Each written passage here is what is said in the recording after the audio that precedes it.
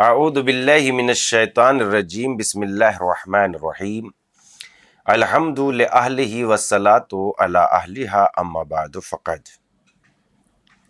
آؤ کتاب پڑھیں میں آپ سب کا خیر مقدم اور استقبال ہے۔ ہم آپ کو اس سلسلے میں کتاب مذہب اہل بیت مذہب حق المراجعات کا ترجمہ پیش کر رہے ہیں، اور گفتگو ہماری ان تمام راویوں کے سلسلے میں جو تحریر کیا ہے پیج نمبر 172 تک، جن کو حروف تہجی کے طور پر پیش کیا گیا ہے، بے پناہ راویوں کا تذکرہ کیا گیا ہے، وہ راوی جو شیعہ ہیں اور جن کی روایتیں اہل سنت نے بھی تسلیم کی ہیں۔ یہاں پر بات تمام ہو چکی تھی اور اب خط کا سلسلہ بھیج دیا۔ اب اس خط کے جواب میں جو سلیم البشری صاحب کا جواب آتا ہے وہ سنیے۔ مکتوب نمبر 9 یعنی خط نمبر 9، اور اس سے پہلے جو خط آیا تھا وہ جواب تحریر کیا جا رہا تھا خط نمبر 8 کا۔ اب یہ خط نمبر 9 انہوں نے جواب میں بھیجا ہے۔ یہ ساری باتیں جو اس سے پہلے ہم آپ کی خدمت میں سنا رہے تھے۔ تسلیم: میں نے آپ جیسا تازہ دم، سریع الخاطر اور زود فکر نہیں دیکھا، اور نہ میرے کانوں نے آپ سے زیادہ صاحب بصیرت شخص کا ذکر سنا ہے۔ آپ کی نرم گفتاری شیریں بیانی قابل داد ہے۔ آپ کے کل مکاتیب میں آپ کی شیوا بیانی دامن دل کو کھینچتی ہے۔ آپ دل و دماغ ہوش و حواس پر چھا جاتے ہیں۔ آپ کی مدلل اور سنجیدہ تحریر نے گردنیں جھکا دی، ضلالت کو حق کے سامنے سرنگو کر دیا۔ حقیقت یہ ہے کہ سنی کے لیے کوئی معنی نہیں ہے کہ اپنے شیعہ بھائی سے احتجاج کرے، جبکہ شیعہ معتبر ہو لارائب اس موضوع میں آپ کی رائے حق و صداقت پر مبنی ہے، اور منکر کی رائے عناد اور تنگ دلی۔ ہم کل آیات الہی پر ایمان لائے، ان اکثر آیات الہی پر بھی ایمان لائے جن میں سے اکثر کو آپ نے ذکر کیا، جو امیر المومنین علیہ السلام اور ائمہ اہل بیت کے فضل و شرف پر دلالت کرتی ہے۔ اللہ ہی جانے کہ اہل قبلہ نے ائمہ اہل بیت سے کیوں بے اعتنائی کی، اور اصول و فروع میں ان کے مسلک سے دور رہے، اور اختلافی مسائل میں ان کے پیرو نہ ہوئے۔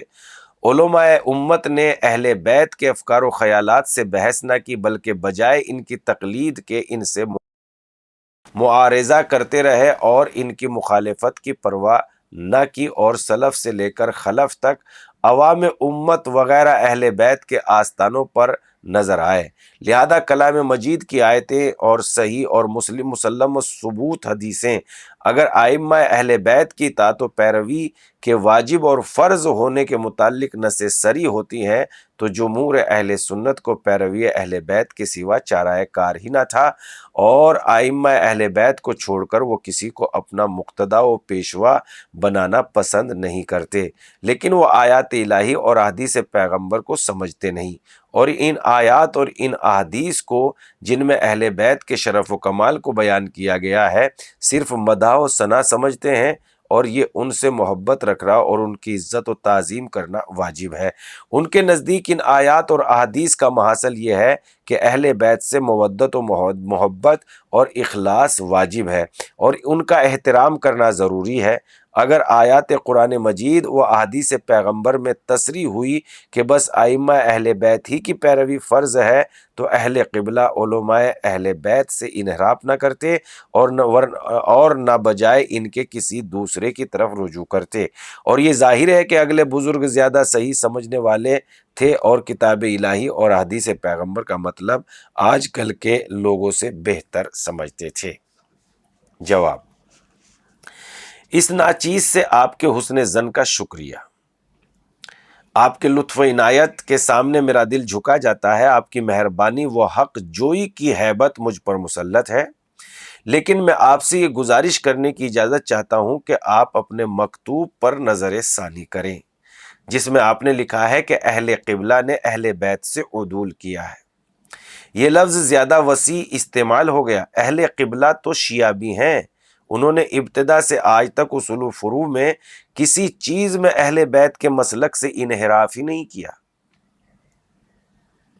شیعہ تو مسلک اہل بیت پر عمل واجب سمجھتے ہیں۔ اہل بیت سے عدول رؤسائے ملت نے کیا ہے، جب کہ نس کے ہوتے ہوئے صاف صاف تصریح خلافت و امامت کے متعلق ہوتے ہوئے امیر المومنین کو حق کی خلافت سے محروم کیا گیا۔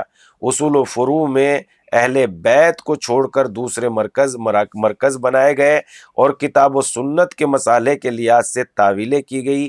امامت ائمہ سے عدول کرنا ہی سبب ہوا کہ فروع میں بھی ان سے علیحدگی اختیار کی جائے۔ قطع نظر کیجیے ان نصوص و ادلہ سے جن سے اہل بیت سے تمسک کرنا واجب ثابت ہوتا ہے۔ صرف اہل بیت کے علم و عمل اور تقوی کو دیکھیے۔ امام اشعری اور ائمہ اربعہ کے مقابلے میں ان کی کیا کمی پائی گئی کہ اطاعت و اتباع کے معاملے میں اہل بیت پیچھے کر دیے گئے اور یہ افراد قابل ترجیح سمجھے گئے۔ کون سا محکمہ انصاف ہے جو یہ فیصلہ کرے کہ اہل بیت سے تمسک کرنے والے ان کی ہدایت پر چلنے والے گمراہ ہے؟ اہل سنت کے لیے ایسا فیصلہ ناممکن معلوم ہوتا ہے۔ مکتوب نمبر 10۔ واقعہ یہ ہے کہ پیروان اہل بیت کو از روئے عدل و انصاف گمراہ کہا ہی نہیں جا سکتا، اور نہ اہل بیت اور دیگر ائمہ سے لائق پیروی اور اقتداء ہونے میں کسی طرح کم تھے۔ جس طرح ائمہ اربعہ میں سے کسی امام کی تقلید کر کے انسان بری الذمہ ہو سکتا ہے، اسی طرح ائمہ اہل بیت کی پیروی کر کے بھی، بلکہ یہاں تک کہا جا سکتا ہے کہ ائمہ اہل بیت بنسبت ائمہ اربعہ وغیرہ کے اتباع و پیروی کے زیادہ سزاوار ہیں، اس لیے کہ ائمہ اثنا عشری کا مسلک مذہب و اصول و فروع میں سب میں ایک ہے، ان میں باہم کوئی اختلاف نہیں، سب کی نگاہ ایک ہی مرکز پر مرکوز ہوئی ہے اور اس پر سب کے سب متفق ہیں، بخلاف ائمہ اربعہ وغیرہ کے ان کا باہمی اختلاف دنیا جانتی ہے، اور یہ ظاہر ہے کہ بارہا شخص غور و فکر کر کے ایک نتیجے پر پہنچے، ایک رائے قائم کریں اور اکیلا شخص دوسری رائے قائم کرے تو اس بارہا کے متفقہ فتوے کے مقابلے میں اس ایک اور اکیلے کا فتویٰ کوئی وزن نہیں رکھے گا۔ اس میں تو کسی منصف مزاج کو عذر نہ ہونا چاہیے۔ ہاں ایک بات ہے کہ ناسبی خیال کے لوگ آپ لوگوں کے مذہب کو مذہب اہل بیت ماننے میں تعامل کرتے ہیں۔ میں آپ سے درخواست کروں گا کہ آپ آگے چل کر اس پر روشنی ڈالیں کہ مذہب تشیع مذہب اہل بیت ہی ہے، انہی حضرات سے ماخوذ ہے۔ فی الحال میری گزارش یہ ہے کہ آپ لوگ حضرت علی کی امامت و خلافت پر جن نصوص کے مدعی ہیں وہ نصوص صاف صاف ذکر فرمائیں۔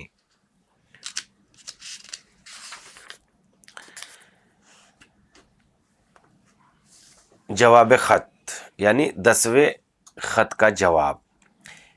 امامت ائمہ یعنی خلافت پیغمبر، اگر سرور کائنات کے حالات زندگی کا گہری نظر سے مطالعہ کیا جائے تو دولت اسلام کی بنیاد قائم کرنے، احکام مقرر کرنے، اصول و قواعد بنانے، دستور مرتب کرنے، سلطنت کے انتظام و انصرام غرض جملہ حالات میں ہر پہلو سے آپ کی سیرت کا جائزہ لیا جائے تو حضرت امیر المومنین رسالت مآب صلی اللہ علیہ وآلہ وسلم کے ہر معاملے میں بوجھ بٹانے والے، دشمن کے مقابلے میں پشت پناہ، آپ کے علوم کا گنجینہ، آپ کے علم و حکمت کے وارث، آپ کی زندگی میں آپ کے ولی عہد، آپ کے بعد آپ کے جانشین، آپ کے تمام امور کے مالک و مختار نظر آئیں گے۔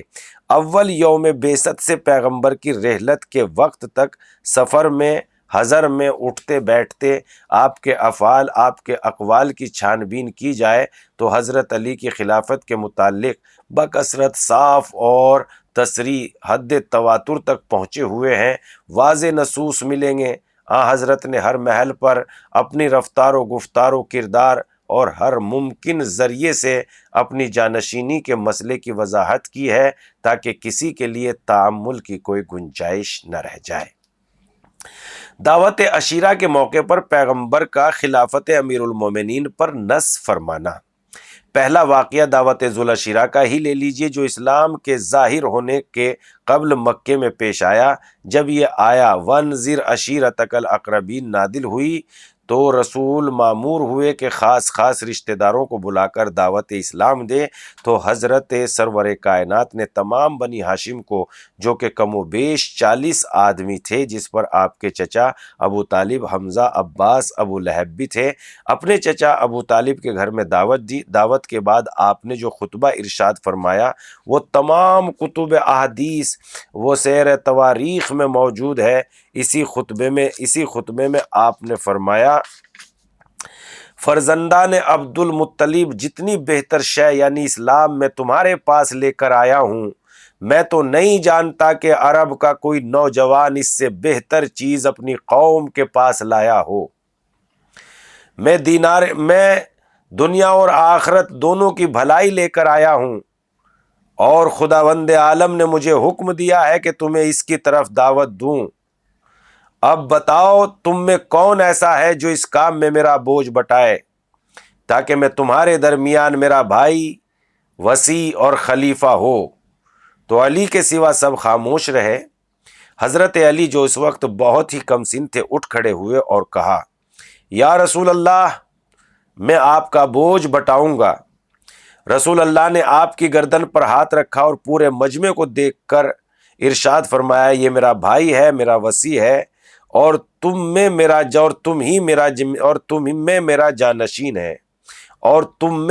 جانشین ہے، اس کی بات سننا اور اس کی اطاعت کرنا۔ یہ سن کر لوگ ہنستے ہوئے اٹھ کھڑے ہوئے اور ابو طالب سے کہنے لگے، یہ محمد آپ کو حکم دے رہے ہیں کہ آپ اپنے بیٹے کی بات سنیں اور ان کی اطاعت کریں۔ پیغمبر کی اس نص کا تذکرہ کن کن کتابوں میں موجود ہے؟ پیغمبر کے اس خطبے کو بعین ہی انہی الفاظ میں اکثر علماء کبار وہ محدثین نے اپنی کتابوں میں درج کیا ہے، جیسے ابن اسحاق، ابن جریر، ابن ابی حاتم، ابن مردویہ، ابن نعیم، امام بہقی نے اپنی سنن اور دلائل دونوں میں، ثعلبی و طبری نے اپنی عظیم الشان تفسیروں میں سورہ شورى کی تفسیر کے ذیل میں، نیز علامہ طبری نے اپنی تاریخ طبری کی دوسری جلد صفحہ نمبر 217 میں بھی مختلف طریقوں سے اس کو لکھا ہے، اور علامہ ابن اسیر جزری نے تاریخ کامل کی دوسری جلد صفحہ نمبر 22 میں بطور مسلمات ذکر کیا ہے۔ مورخ ابو الفدا نے اپنی تاریخ کی پہلی جلد پیج نمبر 116 میں سب سے پہلے اسلام لانے والے کے ذکر میں درج کیا ہے۔ امام ابو جعفر اسکانی معتزلی نے اپنی کتاب نقض عثمانیہ میں اس حدیث کی صحت کی صراحت کرتے ہوئے لکھا ہے، علامہ حلبی نے حضرت کے اصحاب کے واقعے کے ضمن میں بیان کیا ہے کہ سیرت حلبیہ جلد نمبر 1 پیج نمبر 381 کے علاوہ تھوڑے بہت لفظی تغیر کے ساتھ، مگر مفہوم و معنی کے لحاظ سے بالکل ایک ہی مضمون، بہتیرے آیان و اہل سنت اور ائمہ حدیث نے اپنی کتابوں میں اس واقعے کو تحریر کیا ہے، جیسا علامہ طحاوی اور ضیاء مقدسی نے مختارہ سعید بن منصور نے سنن میں تحریر کیا ہے۔ سب سے پہلے قطع نظر امام احمد نے اپنی مسند جلد اول صفحہ نمبر 159 پر حضرت علی سے روایت کی ہے، کہ پھر اسی کی جلد کے صفحہ نمبر 231 پر ابن عباس سے بڑی عظیم الشان حدیث اس مضمون کی روایت کی ہے، جس میں حضرت علی کی 10 ایسی خصوصیتیں مذکور ہیں جن کی وجہ سے حضرت علی اپنے تمام ما سوائے ممتاز نظر آتے ہیں۔ اس جلیل الشان حدیث کو امام نسائی نے بھی اپنی کتاب خصائص صفحہ نمبر 60 پر ابن عباس سے روایت کر کے لکھا ہے کہ امام حاکم نے صحیح مستدرک جلد نمبر 3 اور صفحہ نمبر 132 پر، اور علامہ ذہبی نے تلخیص مستدرک میں اس حدیث کی صحت کا اعتراف کرتے ہوئے نقل کیا ہے۔ کنز العمال جلد نمبر 6 ملاحظہ فرمائیے، اس میں بھی یہ واقعہ بہت تفصیل سے موجود ہے۔ منتخب کنز العمال کو دیکھیے، جو مسند احمد بن حنبل کے حاشیے پر طبع ہوا ہے۔ حاشیہ مسند جلد نمبر 5 صفحہ نمبر 41، اور پھر اس کے بعد 41 پیج سے صفحہ نمبر 42 پر اس واقعے کا ذکر موجود ہے اور پوری تفصیل کے ساتھ۔ میرے خیال میں یہی ایک واقعہ جسے تمام علماء محدثین و مورخین با اتفاق اپنی کتابوں میں لکھتے ہیں، حضرت علی کی امامت و خلافت کا بین ثبوت اور صریح دلیل ہے، کسی دوسری دلیل کی ضرورت نہیں ہے۔ تو ناظرین، گفتگو کے سلسلے کو یہیں تمام کریں گے، اس لیے کہ ہماری گفتگو پیج نمبر 173 سے شروع ہو کے پیج نمبر 183 تک پہنچ گئی ہے۔ انشاءاللہ اس سلسلے میں غور کریں گے کہ امام علی علیہ الصلوۃ والسلام اور ان کے آگے 11 امام یعنی مذہب اہل بیت علیہم الصلوۃ والسلام کا ہی مذہب برحق اور اسی کی پیروی واجب و لازم ہے۔ اسی سلسلے میں یہ گفتگو پیش کی جا رہی ہے۔ دیکھتے رہیے آؤ کتاب پڑھیں، اور انشاءاللہ اس کو آگے بھی بھیجتے رہیے تاکہ آپ خدمت میں ہمارے ساتھ شامل و شریک رہیں۔ انشاءاللہ تعالی خدا حافظ۔